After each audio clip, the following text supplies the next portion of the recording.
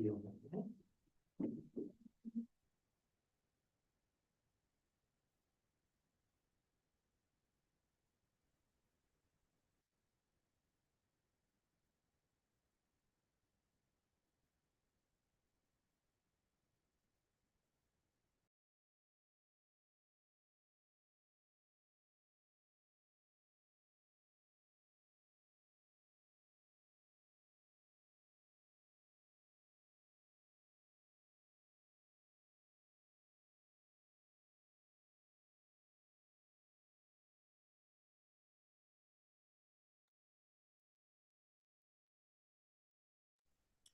evening, everyone. Our brother. Yeah. Good evening, everyone. We are ready to start. We are on day 4 of the Being Heartful Every Day. Week 4, day 24 of Being Heartful Every Day. Just a minute. There's a notification. Okay. And as discussed in the past 3 days, the quality for the week we're looking at is peace. And today specifically, we'll look at peace by living purposefully and pursuing your aspiration. This is the program for reading for today. Okay. And we are on the evening of 24th day. Just a gentle reminder to everybody, it will be great if you can share the master classes by Daji to all new seekers who are interested. Try to do it, spread it with your friends and family. And many of the seekers who are already there, it will be great if you can share this program, Being Heartful Every Day, so they can also benefit from it. Yeah, today we are looking at an inspirational reading, Principle 7, a user guide to living. Yesterday and day before yesterday, we spoke about how revenge becomes a very natural part of our being without our own awareness. Sometimes it becomes, we feel it's important to punish whoever has committed mistakes, and it's taught in schools, portrayed in movies, literature, children film, etc. But I think Daji and Babuji Maharaj bring a very different perspective to it. One of the most important thing Daji mentions is that when nature punishes us with some catastrophe, we don't try to take revenge against nature, right? So why should we do it when somebody who's an associate or somebody whom we know? So why should we try to retaliate? In fact, there's an example saying, if we attack a doctor who's removing a thorn from our foot, because it causes pain while removing, but we don't retaliate, right? So that's the attitude we need to have in life, is what Daji mentions. So let's continue our reading from where we left off yesterday. So where we start with is the new paradigm, embodying Principle 7. Through this Principle 7, Babuji has changed the locus of responsibility from God to us and changed the mindset from victimization to enablement. When sufferings come our way, if we pause and realize that our own vibrational blueprint has attracted them and they are ultimately for our good, we will feel grateful to the people who caused the suffering and offer thanks. So what are the core teachings of this principle, and how do we put them into action to transform our lives? First of all, we need to understand how samskaras are formed. Samskaras are impressions that lead to habitual tendencies, karmic impulses, and subconscious habits and tendencies. We are all familiar with this concept, but there are some nuances involved in the formation of samskaras and the role that they play in the process of bhog. Babuji writes, when we do something by applying our head and heart, we form impressions. This means that thought alone does not create impression. We need to add emotions to the mix. To use the analogy of the ocean, when the water in the ocean comes into contact with a strong wind, storm, or a seismic event, a substantial amount of energy is transferred to the water and large waves are formed. Similarly, when our thoughts get entangled with passing emotions, turbulence is created in the field of consciousness. And this turbulence results in an impression of results in an impression being created by the psyche, which is also stored as a memory with specific emotional signature or vibration. Impressions become stronger when we continue creating stories around them and trying to make meaning out of our experiences. We tend to label them and give them names. As they build up, they become toxic, becoming heavier in our consciousness, a form of impurity, which has its own specific vibration.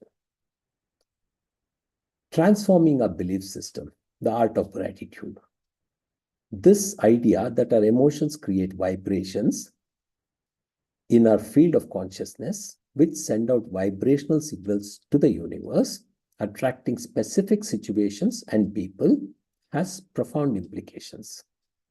It is the basis of the law of attraction. So what happens when we receive a stimulus from the universe based on the vibrational signals that we transmit? Let us say someone makes a gesture at us. If we think that we have been insulted or treated unjustly, that very thought can rouse the emotion of anger. It's an interpretation of the stimulus that leads to the emotion. And these interpretations come from our own belief system. The gateway of belief systems are our labeling of like, dislike, good, bad, etc. In short, our belief systems that mold our experiences. Our experiences in turn reinforce the belief system. With principle 7, we are changing that belief system to we are the ones who create the circumstances for wrongdoings. We are responsible. There is a lesson to be learned. Other people are helping us learn that lesson. We can feel grateful for the opportunity and give thanks that we are evolving. How do we apply this in our lives? By letting go of the desire to get even. A revengeful act is nothing but wanting to get even with someone. When you understand this, it is the beginning of wisdom. Try to settle down with a peaceful heart and resolve. I forgive that person. I have a big enough heart. When we do this, we'll free our heart. So in essence, impressions cannot thrive in a compassionate and grateful heart. But this will be very difficult until the heart chakra is in full blossom and all points within are purified and awakened. So the first step is to embark on an inner journey through heartfulness practices, which also remove the layers of samskaras through the process of cleaning. Only then we get the first base to respond from a place of generosity. Then we feel so much peace. We'll see grace descend. We'll feel expansion in our consciousness. Greater wisdom will engulf us. We will feel as if we have understood something wonderful in our life. Yeah, I think we'll take a pause now. Let's, for the next couple of minutes, introspect on what we have read so far. And at exactly 9 p.m., we can start the universal prayer. Let's get into a very prayerful mood. Pray to Master that we need to understand what we have just read. Let's spend a couple of minutes in introspection.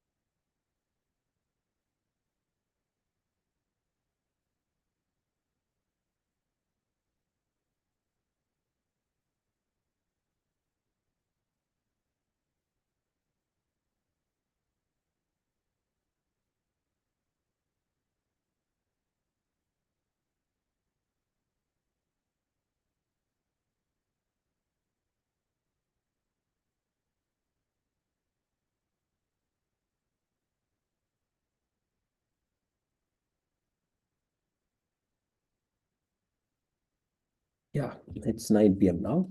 So let's start a universal prayer. We sit comfortably with our eyes closed. Try to get into a very prayerful attitude and pray that all brothers and sisters are being filled with love and devotion, and real faith is growing stronger in them. We'll pray for the next 15 minutes that all brothers and sisters are being filled with love and devotion, and real faith is growing stronger in them. हम प्रार्थना में बैठेंगे कि सभी भाई बहन प्रेम और भक्ति से भर रहे हैं और उनमें सच्ची श्रद्धा दृढ़ होती जा रही है। फिर से बोलूंगा, सभी भाई बहन प्रेम और भक्ति से भर रहे हैं और उनमें सच्ची श्रद्धा दृढ़ होती जा रही है। So let's continue this prayer for the next 15 minutes.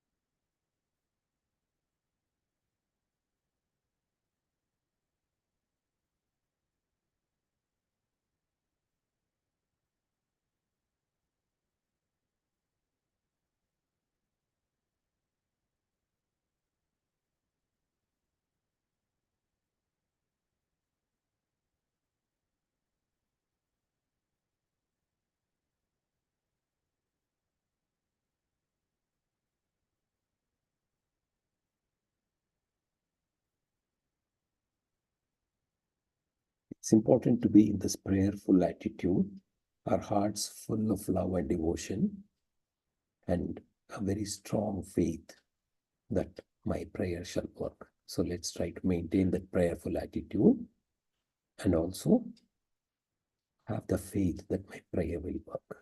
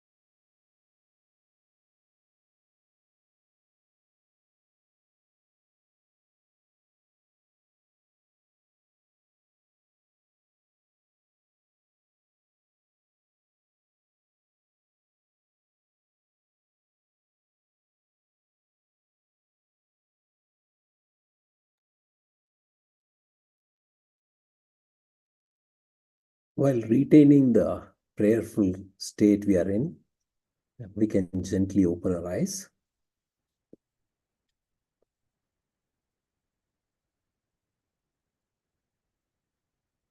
So we're coming to the end of today's session. I would leave a reminder to all that tomorrow we'll meet again at 6 a.m. And also we have the bedtime prayer to be done before we go to bed and reflect on how our day went, looking at basically any unintentional mistakes we would have committed. We have to submit them very prayerfully to Master with the resolution that I will not repeat these mistakes and regret for having done that. So thank you, everybody. Thanks for joining. See you all tomorrow at 6 a.m. Thank you.